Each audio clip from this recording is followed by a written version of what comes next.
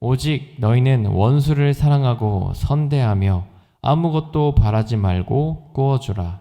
그리하면 너희 상이 클 것이요 또 지극히 높으신 이의 아들이 되리니 그는 은혜를 모르는 자와 악한 자에게도 인자하시니라. 너희 아버지의 자비로우심 같이 너희도 자비로운 자가 되라. 비판하지 말라. 그리하면 너희가 비판을 받지 않을 것이요 정죄하지 말라. 그리하면 너희가 정죄를 받지 않을 것이다. 용서하라. 그리하면 너희가 용서를 받을 것이요 주라. 그리하면 너희에게 줄 것이니 곧 후이되어 누르고 흔들어 넘치도록 하여 너희에게 안겨주리라. 너희가 헤아리는 그 헤아림으로 너희도 헤아림을 도로 받을 것이니라. 너희는 나를 불러 주여 주여 하면서도 어찌하여 내가 말하는 것을 행하지 아니하느냐. 내게 나와 내 말을 듣고 행하는 자마다 누구와 같은 것을 너희에게 보이리라. 집을 짓되 깊이 파고 주추를 반석 위에 놓은 사람과 같으니 큰 물이 나서 탕류가 그 집에 부딪히되 잘 지었기 때문에 능히 요동하지 못하게 하였거니와 듣고 행하지 아니하는 자는 주추 없이 흙 위에 집 지은 사람과 같으니 탕류가 부딪힘에 집이 곧 무너져 파괴됨이 심하니라 하시니라. 아멘. 함께 읽으신 본문 말씀을 가지고 하나님은 말씀 따라 사는 우리를 책임져 주십니다 라는 제목으로 말씀을 전하고자 합니다. 하나님은 말씀 따라 사는 우리 모두를 끝까지 책임져 주십니다. 전 세계에서 야구를 가장 잘하는 사나이라는 별명을 가진 일본 선수가 있습니다. 오타니 쇼헤이라는 선수인데요. 야구를 가장 잘하는 사람만 갈 수 있는 미국 MLB 리그에서 가장 잘하는 선수가 받는 상인 MVP를 4번이나 받았다고 합니다. 보통은 야구할 때 공을 치는 타자, 공을 던지는 투수 중 하나만 잘해도 인정받는다고 하는데 이 선수는 둘 다 최고로 잘한다고 합니다. 선수 가치에 따라 매겨지는 연봉도 선수들 중에 가장 높다고 합니다. 한마디로 전 세계 최고의 야구 스타라는 거죠. 그런데 이 선수는 실력보다 더 유명한 게 하나 있습니다. 그건 쓰레기를 줍는 일입니다. 세계에서 가장 야구를 잘하는 선수, 가장 돈을 많이 받는 선수가 길바닥에 떨어진 쓰레기만 보면 바로 주워서 휴지통에 버린다라고 합니다. 이게 당연한 거라 생각할 수 있지만 사실 이건 안 해도 되는 얘기도 합니다. 우리는 길 가다가 쓰레기 있으면 잘 줍지 않을 때가 많습니다. 우리는 남들은 함부로 쓰레기를 버리기 바쁘기도 합니다. 1분 1초가 엄청난 가치인 오타니 쇼헤이 선수에겐 선수가 하기엔 너무 아까운 일 같아 보입니다. 그러나 남이 보든 보지 않든 늘 쓰레기를 줍는다라고 합니다. 왜 그런가 이유를 물어봤더니 이렇게 답했다고 합니다. 저는 이렇게 길바닥에 버려진 쓰레기를 줍는 일이 저에게 행운을 가져온다고 생각합니다. 그래서 함부로 버려진 쓰레기만 보면 바로 치우고 있습니다. 누군가가 보면 아까워 보이고 필요 없어 보이는 일, 나에게 이익 하나 없는 일, 이 모든 일이 행운을 가져온다라고 생각했다라는 겁니다. 그래서 그런지 몰라도 오타니 선수는 큰 부상을 당해도 긴 슬럼프 기간 없이 꾸준히 잘하고 있습니다. 오타니에게 하나도 이익이 되지 않아 보이는 일 같지만 그 일이 오타니의 삶을 이끌어주고 있었다라는 겁니다. 손해인 줄 알았는데 오히려 축복이었다라는 거죠. 우리가 하나님의 말씀을 따라 사는 것도 그렇습니다. 나에게 이익 하나 없어 보이지만 그게 나를 살립니다. 원수도 사랑하라는 말씀, 나누고 베풀라는 말씀, 오히려 나에게 손해인 말씀이지만 그렇게 말씀 따라 살아갈 때 하나님이 책임져 주시기 때문입니다. 손해가 아니라 축복이다라는 거죠. 오늘 본문 말씀이 바로 이 내용입니다.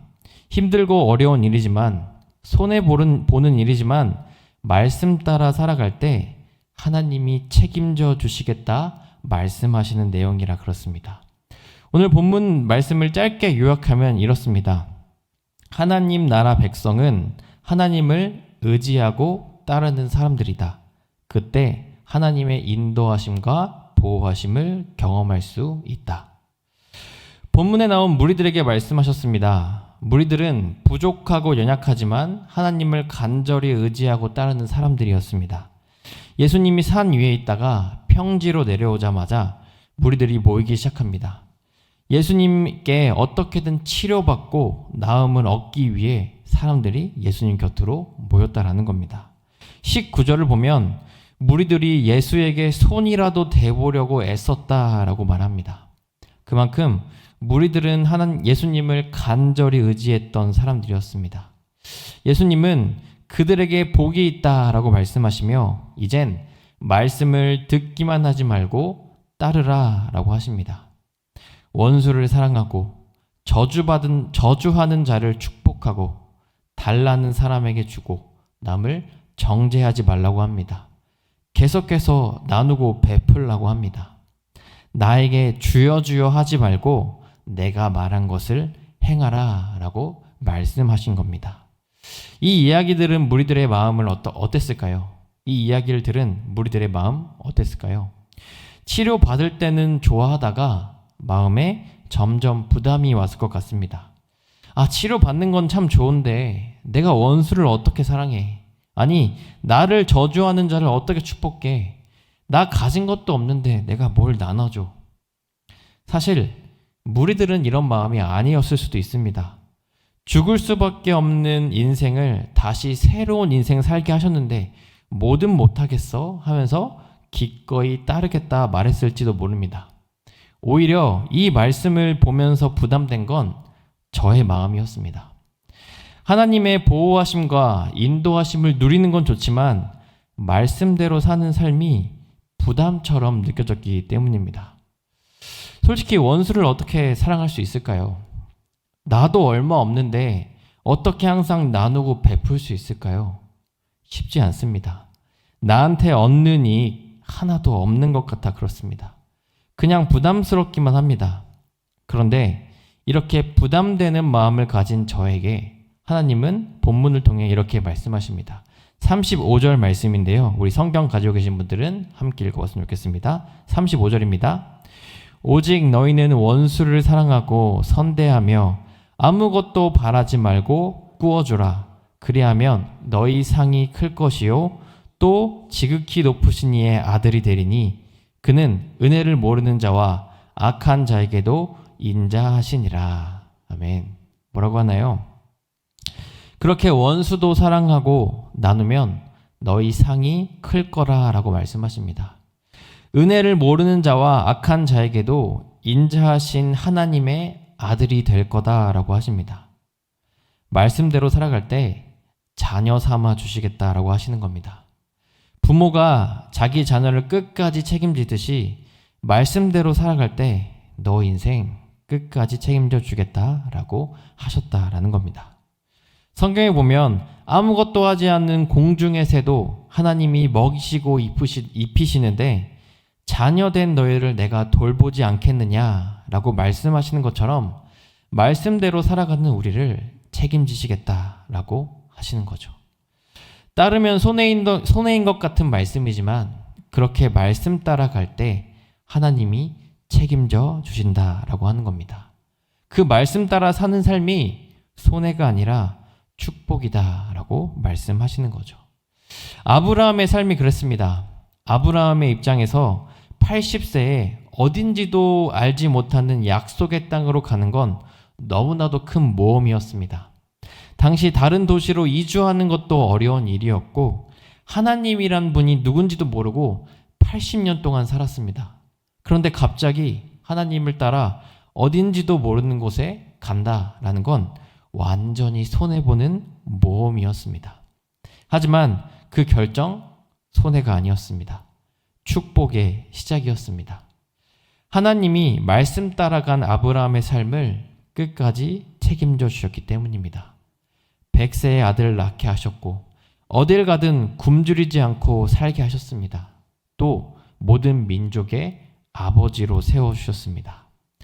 하나님이 말씀 따라 사는 아브라함의 인생을 책임져 주셨다라는 거죠. 주일날 담임 목사님 설교를 꾸준히 나오는 바울의 삶도 그랬습니다. 말씀 따라가니 하나님이 책임져 주셨습니다. 말씀 따라 전도 여행을 떠나는 바울은 어딜 가든 고난을 겪습니다. 감옥에 갇히고 매질당하고 돌에 맞기도 합니다. 그러나 하나님은 끝까지 바울의 인생을 책임져 주십니다. 독사에게 물려도 죽지 않게 하시고 감옥에 갇혀도 나오게 하십니다. 그리고 한 영혼이 아니라 한 도시를 복음으로 물들여 주시기까지 합니다. 하나님이 말씀 따라 사는 바울의 삶을 끝까지 책임져 주셨다라는 거죠. 우리에게도 그렇습니다. 하나님은 말씀 따라 사는 우리의 삶을 책임져 주십니다. 처음엔 부담스럽고 손해보는 것 같아 보일 수 있습니다. 원수 사랑하다가 내 마음이 먼저 다칠 수 있고 남에게 주다가 내게 부족한 것이 먼저 생길 수 있습니다. 그러나 하나님은 더 큰 위로로 우리의 마음을 어루만져 주십니다. 원수를 미워하는 마음 때문에 억눌렸던 내 마음을 자유하게 하십니다. 나에게 도움받았던 누군가가 나의 부족함을 채워주는 일이 일어나게 하십니다. 오히려 좁았던 내 마음을 넓게 충분하게 만들어 주십니다. 우리 인생 책임져 주신다라는 거죠. 하나님 말씀 따라가는 거 손해가 아니라 축복이 되게 하신다라는 겁니다. 우리 모두가 부담되고 어려운 말씀이지만 책임져 주시는 하나님과 함께 끝까지 자녀의 삶을 살아가시길 주님의 이름으로 소망합니다. 그렇다면 어떻게 하면 부담되는 말씀 끝까지 따를 수 있을까요? 말씀 따라 살 때 책임지시는 하나님을 어떻게 하면 끝까지 믿고 따라갈 수 있을까요? 그건 내가 먼저 하나님께 받고 있음을 기억하는 겁니다. 하나님이 먼저 원수 같은 나를 사랑하셨고 하나님을 원망하는 나를 끝까지 품어주셨고 주여 주여 하는 나를 불쌍히 여기시고 인도하셨다라는 걸 기억하고 살아야 된다라는 겁니다. 본문을 보면 원수를 사랑하고 정죄하지 말고 베풀고 나누라는 말씀을 다 하시고 나서 예수님이 이런 말씀을 하십니다. 36절 말씀인데요. 우리 함께 읽어봤으면 좋겠습니다. 36절입니다. 너희 아버지의 자비로우심 같이 너희도 자비로운 자가 되라.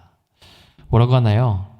아버지의 자비로우심 같이 너희도 자비로운 자가 되라고 합니다. 여기서 아버지는 하나님을 말하는데요. 하나님이 자비로우시기에 너희도 자비로운 사람이 되라라고 하는 겁니다.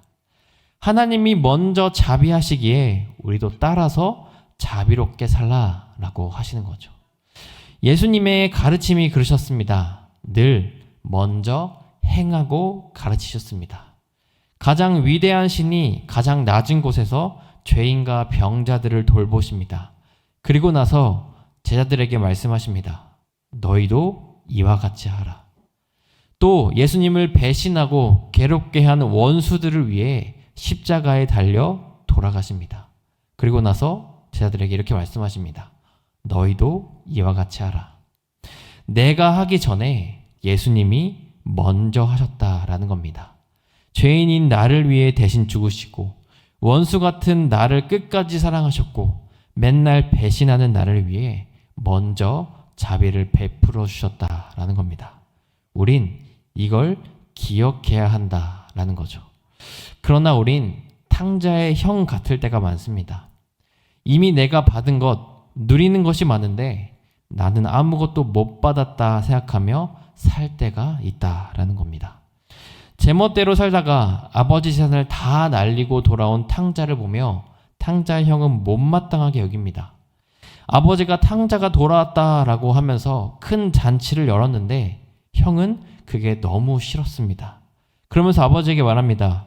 아버지, 저는 오랫동안 아버지를 섬기고 명령을 어긴 적도 없는데 나에게는 염소 새끼 하나 주신 적도 없습니다. 근데 왜 제멋대로 산 탕자에게 저렇게 잘해주십니까? 그때 아버지는 이렇게 말씀하십니다. 얘야, 너는 늘 나와 함께 있으니 내가 가진 모든 것이 다 네 것이다. 아버지와 함께 있으면서 이미 모든 걸 누리고 있었지만 탕자의 형은 그걸 모르고 있었다라는 겁니다. 이미 누리고 있는 것, 이미 받은 사랑이 그렇게 많았는데 그걸 까먹고 있었다라는 거죠. 우리도 그럴 때가 있습니다.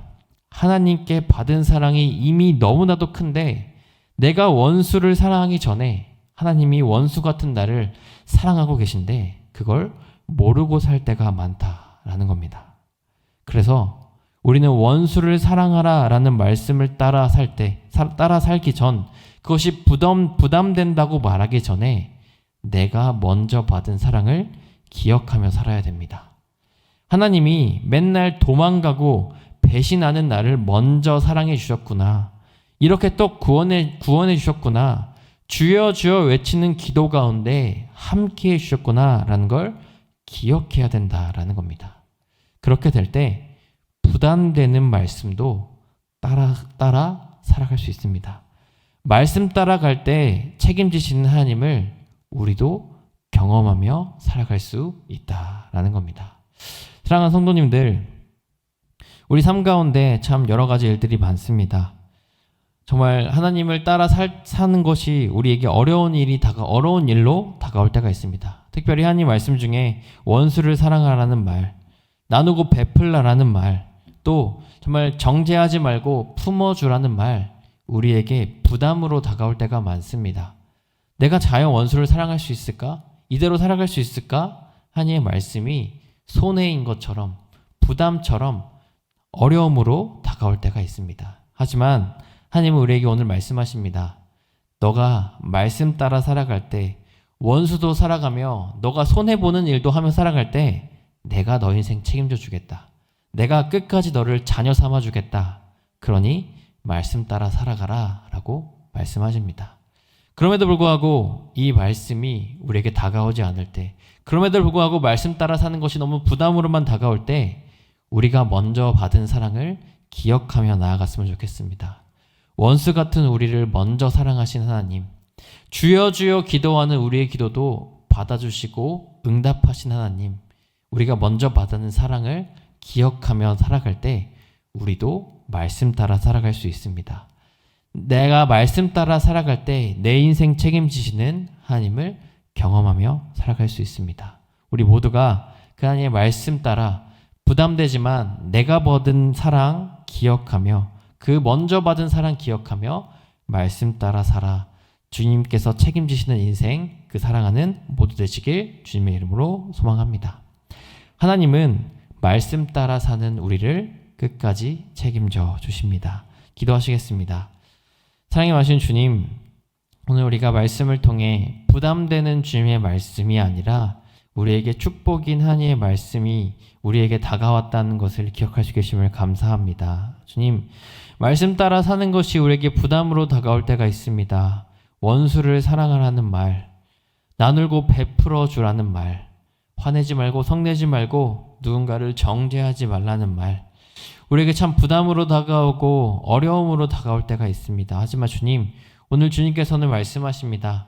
네가 손해볼 것 같은 그 말씀, 네가 정말 너에게 이익이 하나도 없을 것 같은 그 말씀 따라 살아갈 때 내가 너의 인생을 책임져 주겠다. 너를 자녀 삼아 주겠다라고 말씀하십니다. 주님, 이 말씀 따라 우리도 진정으로 주님의 말씀을 부담으로 나아가는 것이 아니라 축복의 말씀으로 따라 살아갈 수 있게 도와주시옵소서. 나에게 손해가 되더라도, 나에게 이익이 하나도 없더라도, 나에게 부담으로 다가오더라도 그 말씀 끝까지 따라 살기 원합니다. 이 말씀을 따라 사는 것을 어렵게만 느껴질 때 우리가 나를 먼저 사랑하시고 이해하시는 하나님의 사랑을 기억하기 원합니다. 먼저 원수 같은 나를 사랑하시고 구원하신 주여 주여 기도만 하는 우리의 이 기도도 끝까지 이해하시고 응답하시는 하나님을 기억하며 살기 원하오니 주님, 받은 사랑 기억하며 나도 사랑할 수 있도록 인도하여 주시옵소서.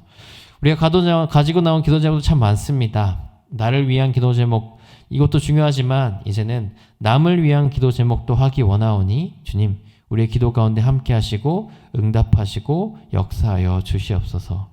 모든 것 주님께 맡겨드리며 예수님의 이름으로 기도합니다. 아멘.